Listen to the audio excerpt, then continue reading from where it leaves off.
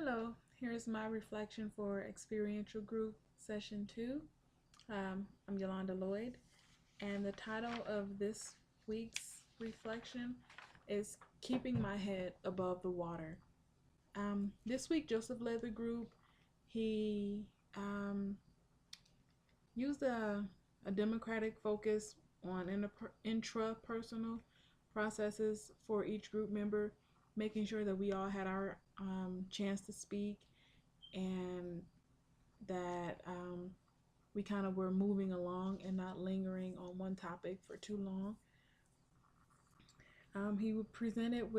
He did not present with a I am in charge attitude. He was pretty laid back and seemed pretty comfortable based on the posture. He was kind of slouched in his chair with his leg crossed, and at one point he had his sandals off. So to me, that said I'm comfortable and I'm relaxed here. Um, Halfway through our session, Kim, one of the group members, she became a co-leader in the group, which it didn't bother me at all. I yeah, I didn't have a negative or any or positive reaction to it. I guess I just took it as part of the group. Um, she she didn't take anything away from the group, but she did pose a few questions that made me stop and think to put more things into perspective. Um, what else? So there weren't many. We didn't really do any activities this session. He threw out a topic or a subject or something for us to process in our thoughts, and we discussed it. With it being a group focused on self care, we started out discussing what we do for self care. I said I've recently started exercising. I always have liked to exercise, but with my schedule being crazy, it became very hectic, and I was trying to schedule everything, and scheduling my workouts was making it a chore for me, which did not get done. It was on my schedule and it did not get done. So it was just something was one of those things that I just couldn't get done. What else did I like to do for self care? It's been raining a lot here and in Colorado Springs, so listening to the rain, opening the windows, just as God's cleansing the earth with the rain, it's cleansing my spirit and helping me to relax.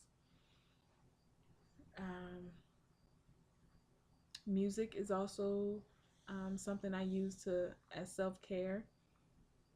I don't really get much time away because my husband's deployed and the kids.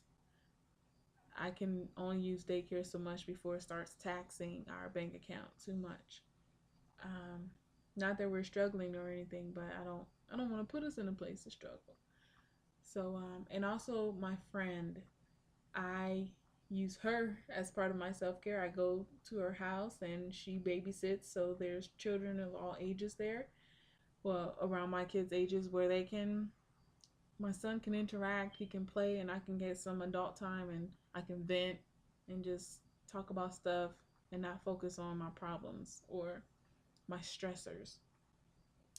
So, what was meaningful in this experience was during the debrief is when it got deep for me. Is when I started drowning a little bit. Not per se drowning. I was starting to dip below the waterline, and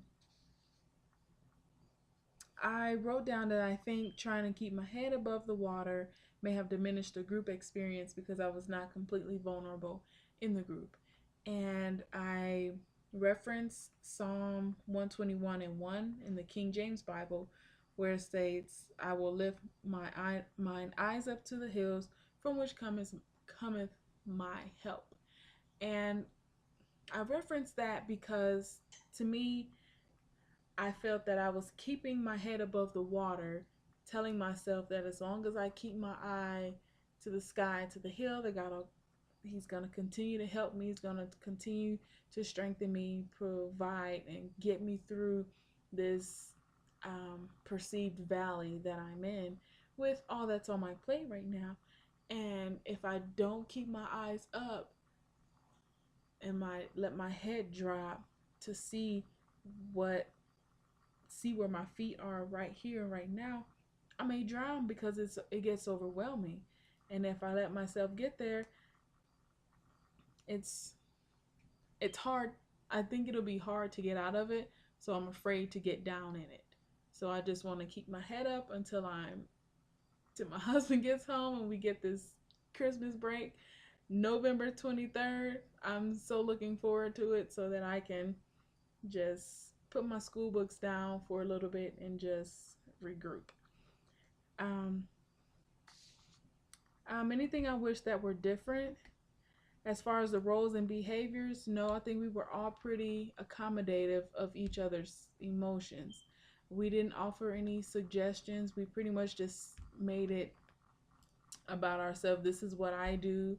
Um, no one said, hey, well, maybe you should do this.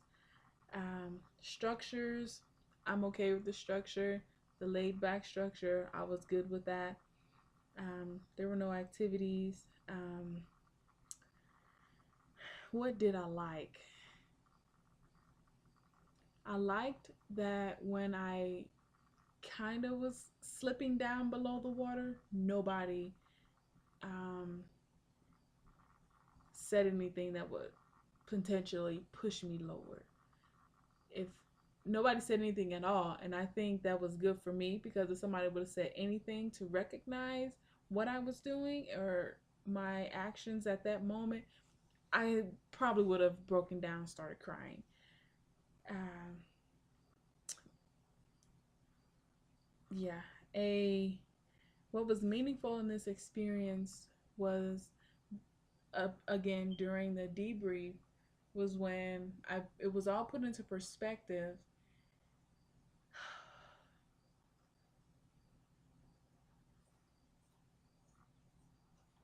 about um, not being open with the group. I wasn't holding back because I didn't feel safe in the circle. I just I didn't feel safe in myself to, I guess, to just open up. I'm not, like I said before, I think it would be too much for me to open that can of worms.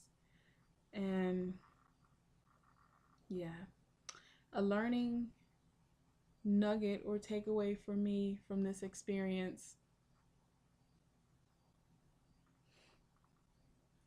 on the drive home, I was kind of upset that I was almost being pushed to express what I didn't want to express during our group session.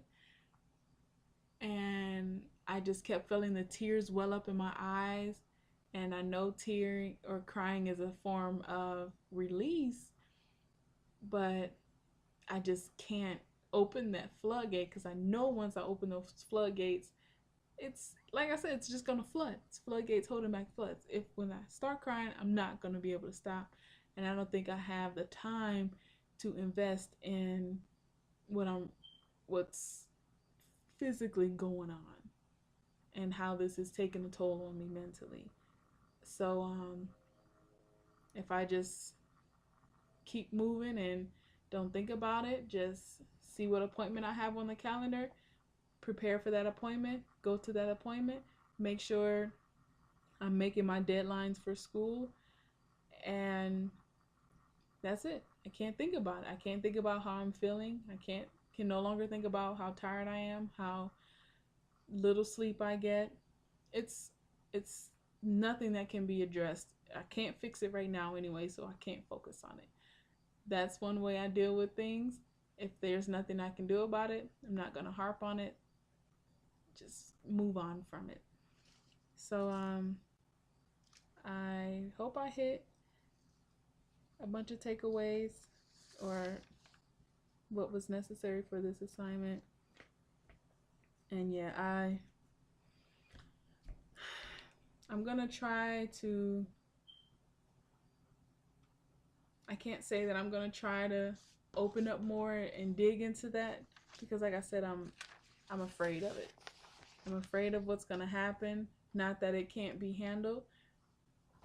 Professor Avery, she's skilled in her area of expertise, and if I need it, I'm sure she would be more than welcome to, more than happy to help calm me down and settle me before I leave. But I'm very mindful of my babysitter, because I don't get there till almost 10:45 at night, and I don't want to keep her there longer, keep her awake longer than that. I already feel bad for keeping her awake that late. So I I don't know, I'm just not really thinking about me much in that sense. I'm kind of just, sometimes I feel like a robot. I'm just moving in a meticulous fashion. So yeah, guess I have to pray about that one and see. All right, until next week or 2 weeks.